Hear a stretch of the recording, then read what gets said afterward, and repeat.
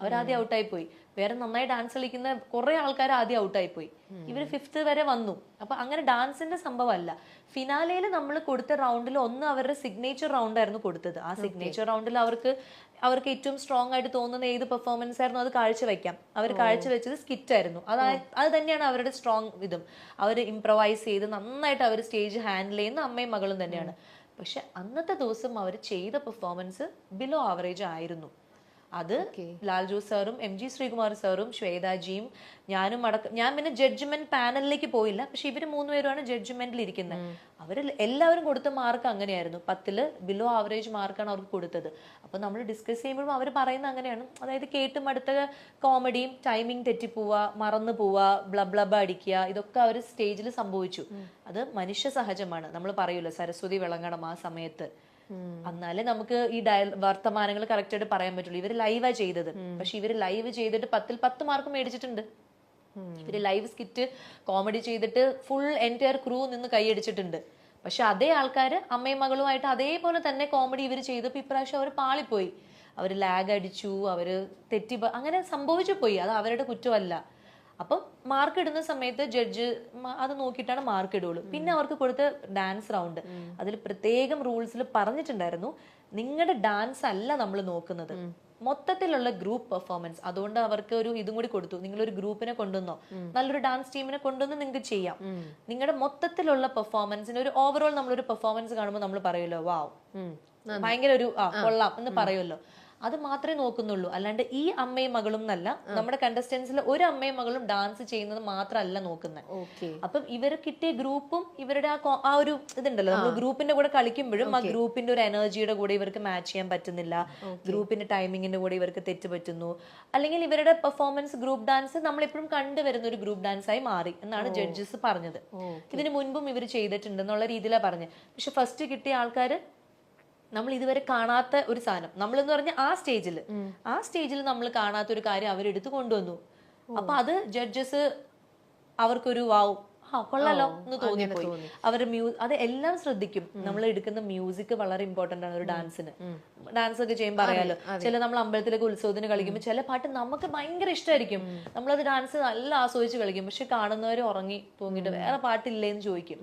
അപ്പൊ നമ്മൾ എടുക്കുന്ന പാട്ട്, നമ്മൾ ആ പാട്ട് എഡിറ്റ് ചെയ്യുന്നതിൽ നമ്മുടെ പ്രോപ്പർട്ടി, നമ്മളുടെ കോസ്റ്റ്യൂം, നമ്മുടെ എക്സ്പ്രഷൻ, നമ്മുടെ ടൈമിങ്, നമ്മുടെ എനർജി, ഒരു 5 മിനിറ്റ് ഡാൻസ് നമ്മൾ കളിക്കുന്നെങ്കിലും ത്രൂ ഔട്ട് ഒരു എനർജി വേണം. പക്ഷെ അമ്മയും മകളും ഇവർക്ക് അത് ഒരു ശീലമില്ലാത്ത കാര്യമായതുകൊണ്ട് അതിനൊന്നും നമ്മൾ മാർക്ക് കുറയ്ക്കുന്നൊന്നുമില്ല. ഇത് ഡാൻസ് റിയാലിറ്റി ഷോ അല്ലാത്തതുകൊണ്ട്. പക്ഷെ മൊത്തത്തിൽ അവരുടെ ഒരു ഓവറോൾ പെർഫോമൻസ് അന്ന് വീക്ക് ആയിരുന്നു. നമ്മൾ ഫസ്റ്റ് കിട്ടുന്ന പ്രതീക്ഷിച്ചിരുന്ന ഒരു അമ്മയും മകളും ഉണ്ടായിരുന്നു അന്ന് പെർഫോമൻസുകളൊക്കെ കണ്ടിട്ട്. പക്ഷെ അന്ന് അവർക്കും ബെറ്റർ ആയിട്ട് പെർഫോം ചെയ്യാൻ പറ്റിയില്ല. പക്ഷെ വേറൊന്ന് ഇവർ പറഞ്ഞതെന്ന് വെച്ചാൽ, നിങ്ങൾ ഓൾറെഡി ഈ ഷോയുടെ ഇൻ ബിറ്റ്വീനിലെന്തോ നിങ്ങൾ തന്നെ വേറൊരു ഇപ്പൊ കിട്ടിയവർക്ക് ഫസ്റ്റ് അവർക്ക് കൊടുക്കും എന്നൊരു പ്രോമിസ് ചാനലിന്റെ സൈഡിൽ നിന്നും കൊടുത്തിരുന്നു. ചാനൽ സൈഡിൽ ആര് കൊടുത്തു? ചാനൽ കൊടുത്തു അവർക്ക്, അതായത് പബ്ലിക് ആയിട്ട്. അതേ ഒളിച്ചും പാത്തും അല്ല, ഒളിച്ചും പാത്തും തന്നെ ഇവരുടെ ഇന്റർവ്യൂവിൽ തന്നെ ഞാൻ കേട്ടല്ലോ ഇവര് പറയുന്നത്, ക്രൂ മെമ്പേഴ്സ് തന്നെ ഞങ്ങളോട് പറഞ്ഞു നിങ്ങൾക്ക് തന്നെയാ ഫസ്റ്റ് എന്ന് പറയുന്നു. അതെന്നറിയോ, ഇപ്പൊ നമ്മൾ ഇവിടെ അല്ല അത് തന്നെ അത് ഇവർക്ക് തന്നെയാന്ന് പറയുന്നത്. അതായത് ഈ ഷൈത്തിയും ഷീനയും എന്ന കണ്ടസ്റ്റൻസിന് ഫസ്റ്റ് കിട്ടും എന്നുള്ളത് ക്രൂ മെമ്പേഴ്സ് പറഞ്ഞു. അത് ശരിയാണ്. ഞാനടക്കമുള്ള ആളുകൾ സ്റ്റേജിൽ അത് ഇവരെ സപ്പോർട്ട് ഭയങ്കരമായിട്ട് ചെയ്യുന്നുണ്ട്. അതായത് ഞാൻ വലിയ പ്രതീക്ഷ ആയിരിക്കാം. ഞാൻ എപ്പോഴും ഇവർ ഇൻട്രൊഡ്യൂസ് ചെയ്യുമ്പോൾ നമ്മുടെ സ്ട്രോങ് കണ്ടസ്റ്റന്റ് ആയിട്ടുള്ള അല്ലെങ്കിൽ നമ്മുടെ എനർജറ്റിക് കണ്ടസ്റ്റന്റ് ആയിട്ടുള്ള ഇവരെ സ്റ്റേജിൽ നിർത്തിയിട്ട് ഞാനും ശ്വേതാജിയും മറ്റുള്ള കണ്ടസ്റ്റൻസിനോട് പറയും, നിങ്ങൾ ഇവരെ കണ്ട് പഠിക്കണം. ഇവരുടെ ഒരു എന്താ പറയാ സ്പോണ്ടേനിയസ് ആയിട്ട് കാര്യങ്ങൾ എടുക്കുന്നതും എന്ത് ടാസ്ക് കൊടുത്താലും അവർ ചെയ്യും, ഒരു മടിയില്ലാതെ. അമ്മയും മകളും അച്ഛനും ഒക്കെ ചെയ്യും. അപ്പൊ ഞങ്ങൾ എല്ലാവർക്കും പറയുന്നത്, നിങ്ങൾ ഇവരെ മാതൃകയാക്കും, ഇവരെത്ര ഭംഗിയായിട്ടാണ് ഓരോ കാര്യങ്ങൾ ഹാൻഡിൽ ചെയ്യുന്നത്, അതൊക്കെ ഞങ്ങൾ പറഞ്ഞിട്ടുണ്ട്.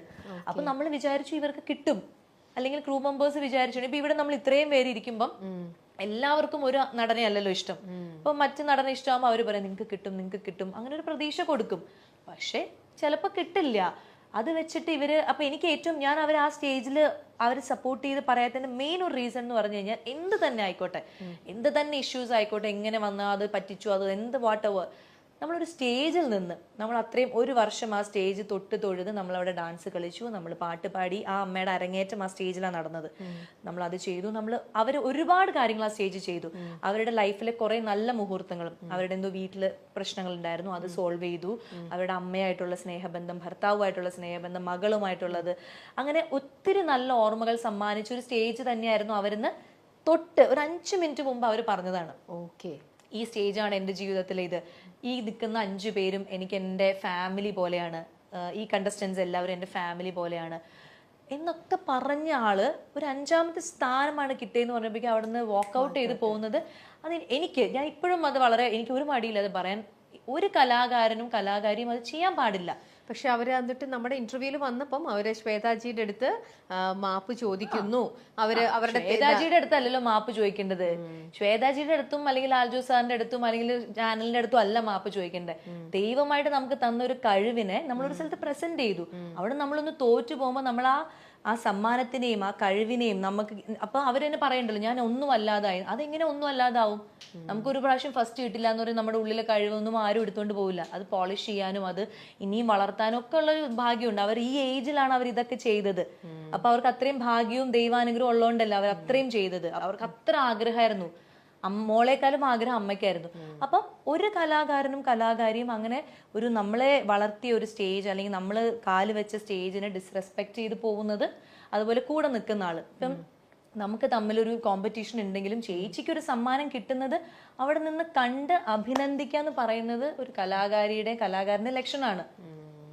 അല്ലാണ്ട് മുഖം തിരിച്ച് ആർക്കാണ് സമ്മാനം കിട്ടിയത്, കാരണം അവർ പറയുന്നുണ്ട് എന്റെ അത്രയും അടുത്ത സുഹൃത്താന്ന് പറയുന്നുണ്ട്. അപ്പൊ അവർക്ക് കിട്ടിയോ ഇല്ലയോ, ആർക്കാണ് 1ാം സമ്മാനം, എന്താണ്, ഇതൊന്നും അറിയാൻ നിൽക്കാണ്ട് അവിടെ നിന്ന് ഇറങ്ങി പോകുന്നത് എനിക്കത് ഒരു നല്ല കാര്യമായിട്ട് തോന്നിയിട്ടില്ല. അപ്പൊ ഞാൻ ഉടനെ തന്നെ ഞങ്ങൾക്കൊരു ഗ്രൂപ്പ് ഉണ്ടായിരുന്നു. അപ്പൊ ഞാൻ ആ ഗ്രൂപ്പിൽ പോയിട്ട് പറഞ്ഞു ഇങ്ങനെ, അതായത് അപ്പൊ നമ്മളെയൊക്കെ സ്നേഹിച്ചത് വെറുതെ ആണോ എന്നുള്ളത് എനിക്കൊരു ഡൗട്ട് ഉണ്ട്. ഇത്രയും മോളാണ് എന്റെ ഇതാണ് ഫസ്റ്റ് കിട്ടിയ കുട്ടി, അവര് ഭയങ്കര സ്നേഹമായിരുന്നു. അവര് ഓരോ കാര്യത്തിന് ഹെൽപ്പ് ചെയ്യൊക്കെ ചെയ്യുമ്പോൾ നമ്മൾ തന്നെ പല പ്രാവശ്യം സ്റ്റേജിൽ പറഞ്ഞിട്ടുണ്ട്, ഷീന ചേച്ചിയുടെ പോലത്തെ ഹെൽപ്പിംഗ് മെന്റാലിറ്റി ഉണ്ടാവുന്നതാണ് ഒരു നല്ല അമ്മയുടെ ക്വാളിറ്റി എന്ന് ശ്വേതാജി 40 വട്ടം പറഞ്ഞിട്ടുണ്ട്.